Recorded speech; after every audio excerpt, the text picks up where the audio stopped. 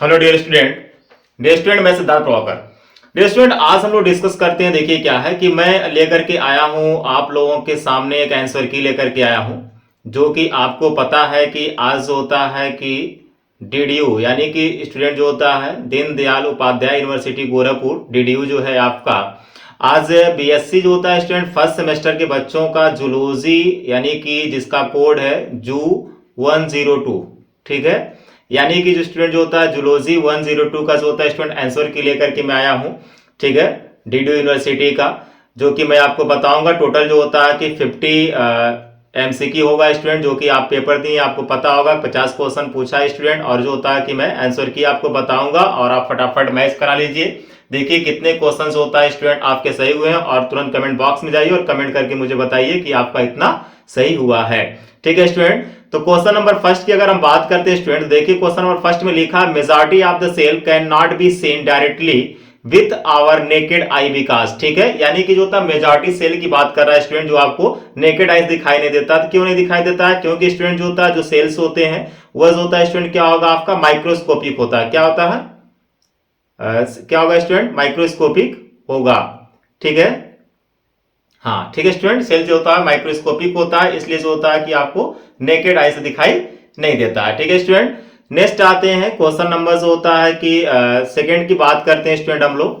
Question number second की बात करते हैं, ठीक है। क्वेश्चन नंबर सेकंड पे आइए, कह रहा है कि which one of the following term is not a parts of the nucleus, ठीक है। आपको बताना है कि इसमें से कौन सा पार्ट होता है कि न्यूक्लियस का नहीं है स्टूडेंट, ठीक है। तो इसमें देखिए न्यूक्लियस का पार्ट, अगर न्यूक्लियोलस की बात करते हैं क्रोमोसोम और जीन तीनों होता है, यानी कि जो राइबोसोम होगा स्टूडेंट ये इसका पार्ट नहीं होता है, ठीक है। तो ये क्या हो जाएगा क्वेश्चन नंबर सेकंड का जो होता है स्टूडेंट ये हो जाएगा, ठीक। क्वेश्चन नंबर थर्ड की अगर हम बात करते हैं, क्वेश्चन नंबर थर्ड में पूछा है the jelly like fluid substance present in cell is called, ठीक है। यानी कि जेली लाइक सबस्ट्रेट की बात कर रहा है। किसकी बात कर रहा है? जेली लाइक सबस्ट्रेट की बात कर रहा है। तो सेल में जो होता है क्या प्रेजेंट होगा? जेली लाइक सबस्ट्रेट जो होता है स्टूडेंट आपका प्रेजेंट होता है साइटोप्लाज्म, ठीक है। क्या होगा? साइटोप्लाज्म होगा, ठीक है। यानी कि इसका राइट आंसर क्या हो जाएगा? साइटोप्लाज्म हो जाएगा क्वेश्चन नंबर थर्ड का, ठीक है स्टूडेंट। क्वेश्चन नंबर फोर्थ पे चलते हैं हम लोग। क्वेश्चन नंबर फोर्थ पे आइए, फटाफट जो होता है मैच कराते रहिए, और किसी प्रकार का कोई दिक्कत है, कोई भी अगर आपको प्रॉब्लम हो रहा तो आप कमेंट बॉक्स में आइए कमेंट करके बताइए, ठीक है। क्वेश्चन नंबर फोर्थ कर रहा है कि which pair of organelles has internal membrane, ठीक है स्टूडेंट। यानी कि इंटरनल मेम्ब्रेन की बात कर रहा है। तो आप देखिए इंटरनल मेम्ब्रेन किसके किसके पास है यहाँ पे, तो क्लोरोप्लास्ट होगा, माइट्रोकॉन्ड्रिया होगा, ठीक है। अगर हम यहाँ पे बात करते हैं क्लोरोप्लास्ट एंड न्यूक्लियाई की बात करते हैं तो क्लोरोप्लास्ट के पास होगा, ठीक है। इसके पास नहीं होगा माइट्रो, यानी कि राइट आंसर इसका क्या हो जाएगा? ऑप्शन नंबर ए हो जाएगा। क्वेश्चन नंबर फोर्थ का क्या हो जाएगा? ये हो जाएगा, ठीक है। उसके बाद जो होता है क्वेश्चन नंबर 5 पे चलते हैं हम लोग।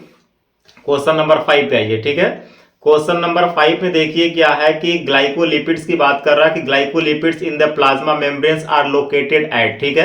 यानी कि जो ग्लाइकोलिपिड्स होता है प्लाज्मा मेम्ब्रेन पे कहां पे लोकेटेड होता है, ये आपसे क्वेश्चन पूछा है। तो क्वेश्चन नंबर 5 जो होता है इसका आंसर क्या हो जाएगा? बी हो जाएगा, यानी कि आउटर जो होता है student left plate of the plasma membrane, यानी कि बी क्या हो जाएगा? इसका राइट आंसर हो जाएगा, ठीक है।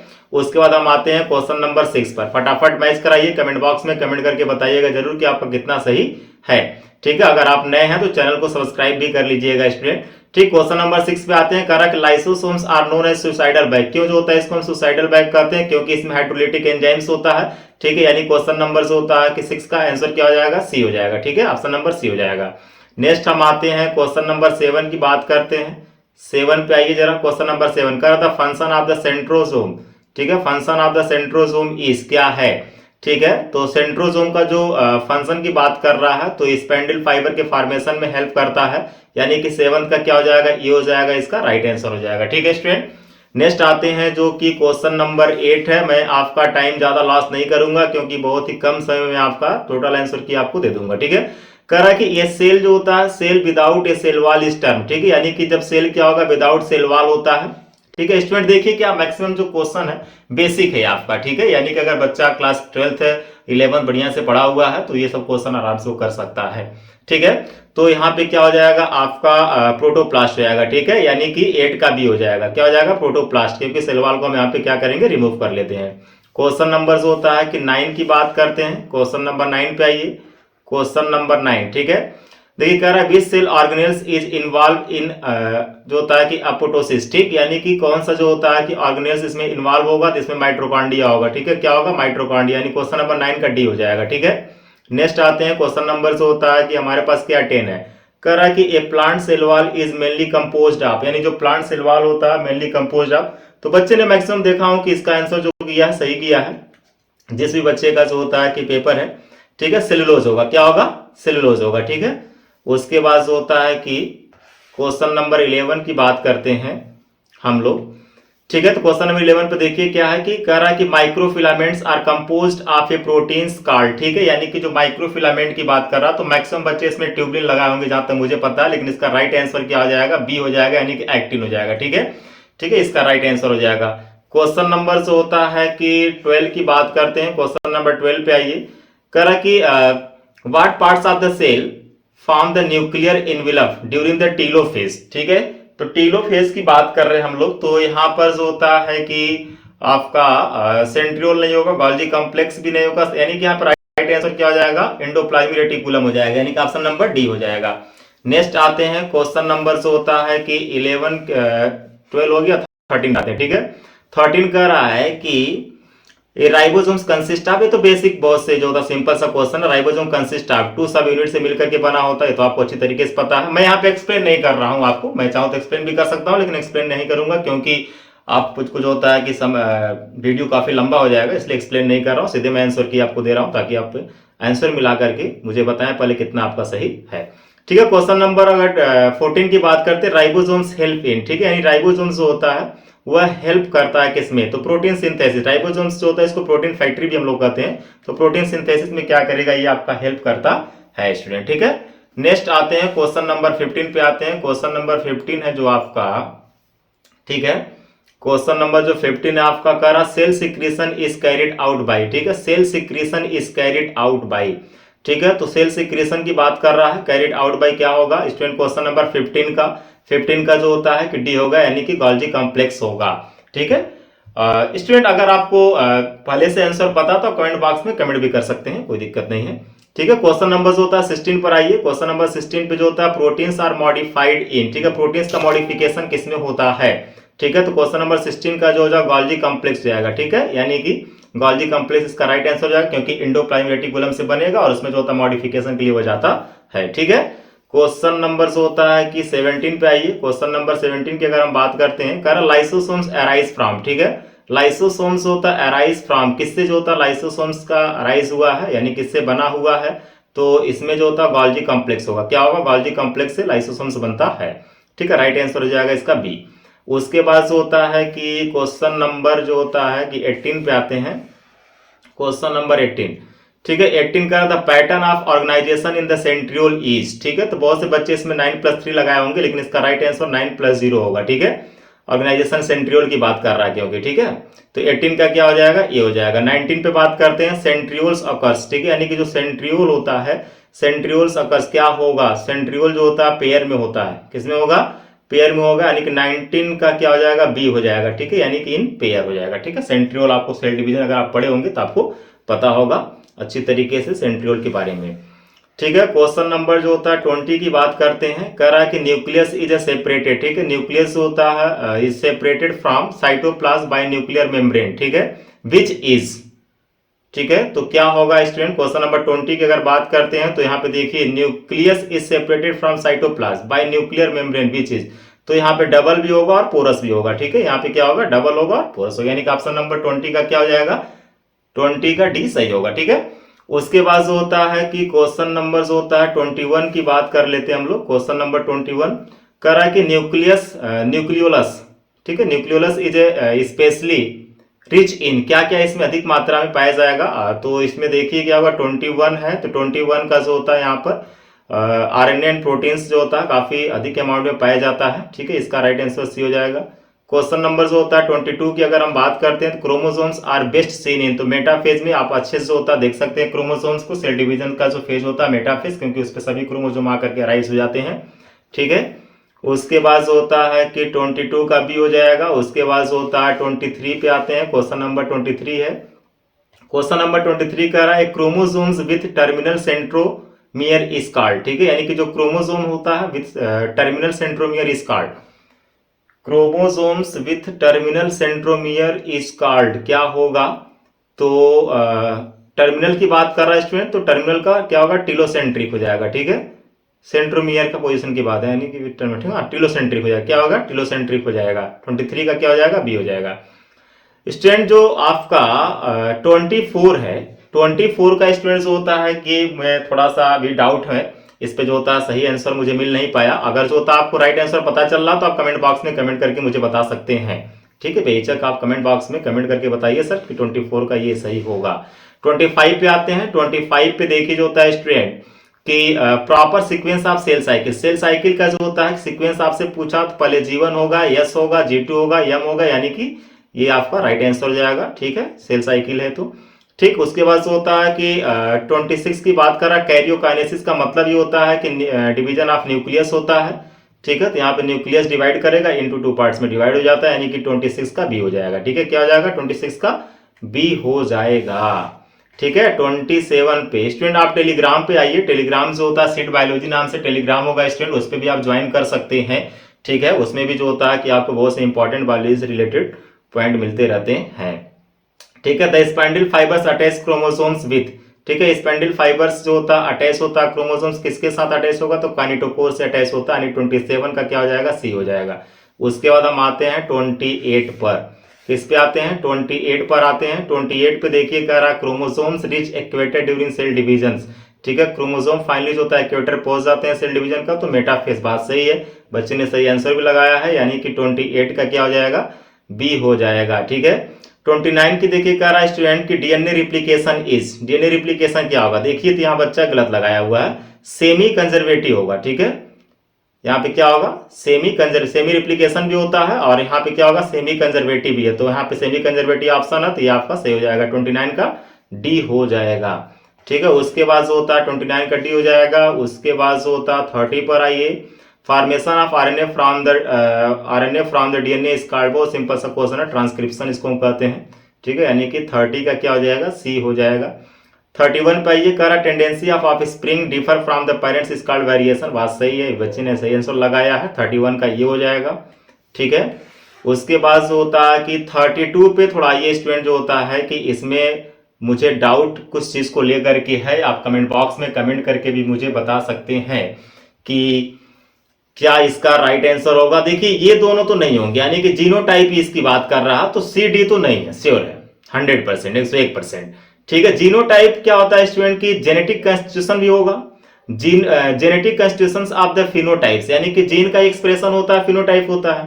तो यहाँ पर स्टूडेंट देखिए क्या है, जो होता है कि मुझे ए और बी दोनों लग रहा है, लेकिन जो होता है कि अगर जीनोटाइप इस पूछ रहा है तो यहाँ फिर जो होता है कि कॉन्स्टिट्यूशन फिनोटाइप लेके चलते हैं, यानी कि बी है, थोड़ा इसमें आप एक बार रिसर्च कर लीजिएगा, ठीक है। उसके बाद जो होता है कि 33 पे आते हैं, 33 पे, ठीक है, करा ड्यूरिंग हिज एक्सपेरिमेंट मेंडल ने कार्ड जीन को, मेंडल ने एक्सपेरिमेंट के समय क्या कहा था, फैक्टर कहा था, बात सही है, ठीक है, यानी कि ऑप्शन नंबर ये हो जाएगा। उसके बाद जो होता है 34 पे आइए, 34 पे आएंगे तो करा कि alternative form of gene, gene का अल्टरनेटिव फॉर्म होता है तो एलील कहलाता है, क्या कहलाएगा, एलील कहलाएगा, यानी कि ऑप्शन नंबर सी हो जाएगा। 35 पे आइए, 35 पे आइएगा स्टूडेंट, ठीक है, 35 पे करा कि cross in which parents differ in a single pair of contrasting character is called, ठीक है, तो यहाँ पे मोनोहाइब्रिड क्रॉस हो जाएगा। उसके बाद जो होता है 36 पे आइए, 36 पर आप आएंगे तो number of autosomes in human, यानी कि 44 होता है, बात सही है, क्योंकि जो होता है कि इसमें टोटल 46 क्रोमोसोम होंगे, 22 + 1 होता है, ठीक है, 22 + 1 होगा, यानी कि टोटल कितना हो जाएगा आपका, 44 हो जाएगा, तो 6 क्रोमोसोम हो जाएंगे।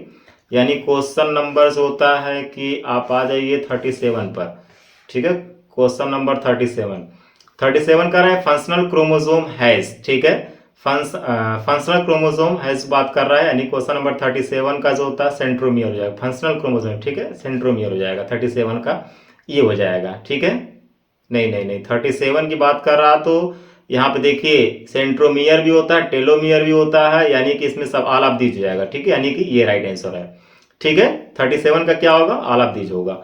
38 पर आइए, कह रहा which of the following known as the royal disease किसको कहते हैं, हीमोफीलिया, यानी जो हीमोफीलिया होता है इसमें ब्लड क्लॉटिंग नहीं होता, इसी को हम क्या कहते हैं, रॉयल डिजीज भी कहते हैं, ठीक है,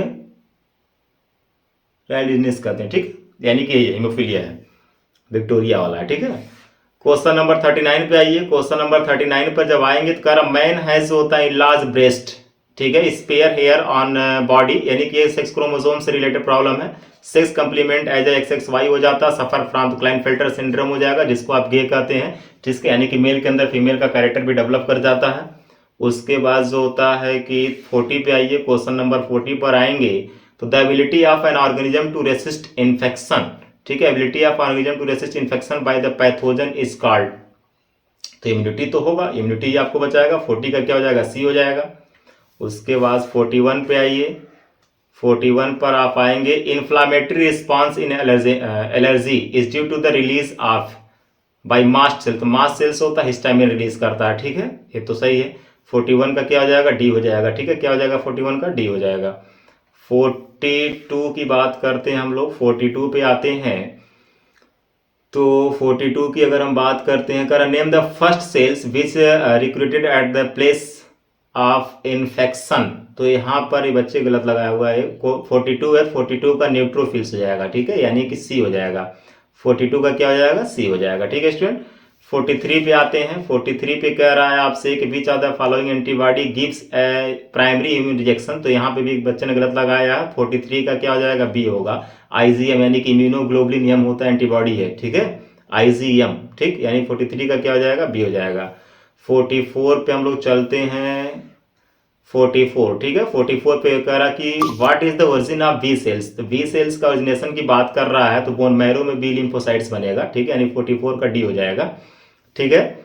उसके बाद जो होता है कि 45 पे आते हैं। 45 कह रहा है आपसे कि name the molecules which constituently the express on the dendrite cells, ठीक है। तो क्लास देखिए यहाँ पे, क्लास जो होता है MSC सेकेंड क्लास बोलते हैं इसको हम लोग पूरा, ठीक है, यानी कि 45 का बी होगा।